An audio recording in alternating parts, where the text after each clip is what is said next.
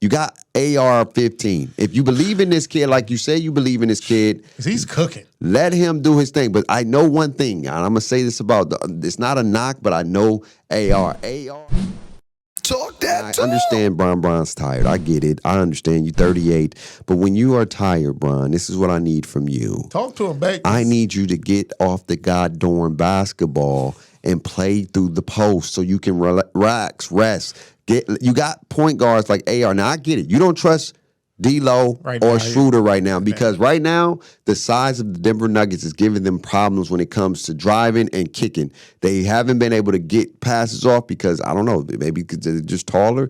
But you got AR-15. If you believe in this kid, like you say you believe in this kid, he's cooking. Let him do his thing. But I know one thing, and I'm going to say this about, it's not a knock, but I know AR. AR struggles sometimes with the facilitation part. Yeah, he does. He gets into that aspect where, all right, I'm going to get you, I'm looking to score 95% of the time rather than trying to give the best pass. And I think that's why Bron gets a little bit conservative. I get it. I understand because I'm looking at it from a different lens. I look at people see points. I see that, but I see how are you impacting other people? Because if they stop you, are you okay to give it to somebody else? And AR-15 sometimes struggles with that. Sometimes because he's still young. I know. It's a development, That's like you said. Because you said it, not a knock. It's a development. It's a developmental thing. Yeah, and I think Bron's like, yo, we ain't got time for development, but it's hurting him in the long run because when you have the ball in your hand, and even if you want to control offense, that's cool.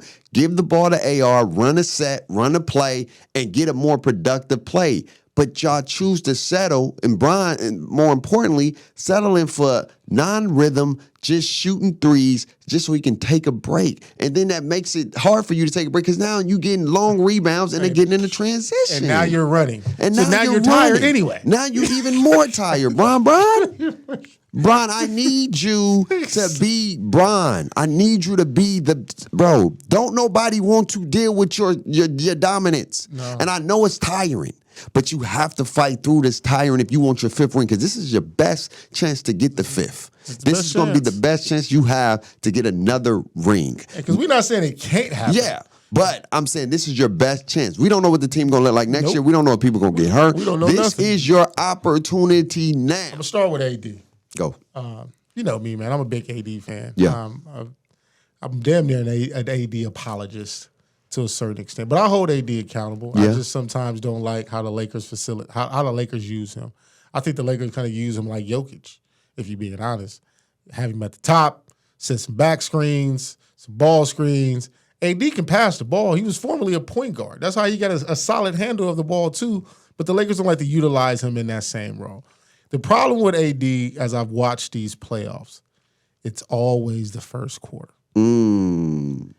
It's always the first quarter. And if you really just look back at it, and I know you can probably take a quick snapshot, anytime AD has got it going in the first, it's going to be good for the next three. Mm-hmm. Anytime he struggles in the first, like Jamal Murray struggled and then got hot. Yeah. But that's because he's a bona fide like scorer. Yeah. AD is a rhythm guy. Yeah. And the rhythm he needs is he has to see a few go in early. Yeah.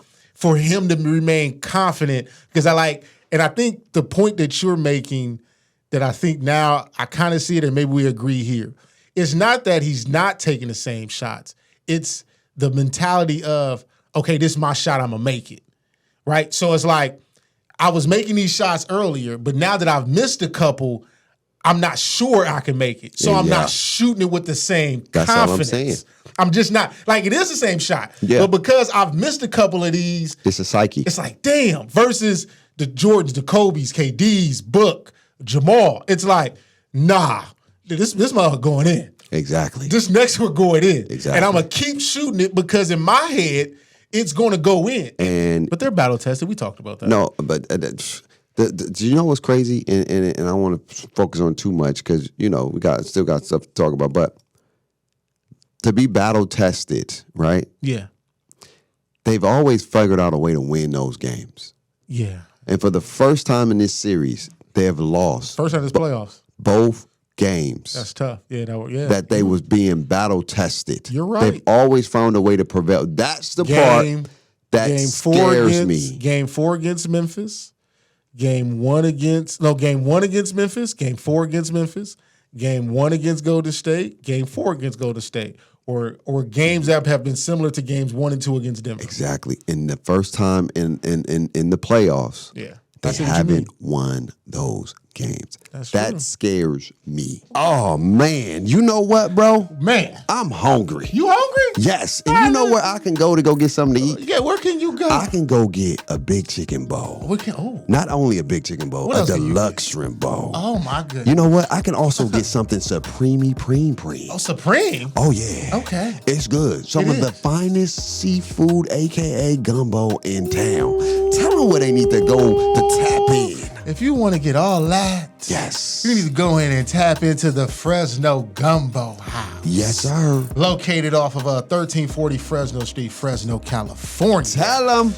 Old school food with a new school twist. Oh my, I can't wait to go today, man. And shout out to them for sponsoring this episode. So if y'all want some gumbo, Gumbo you need to go to the Fresno Gumbo House.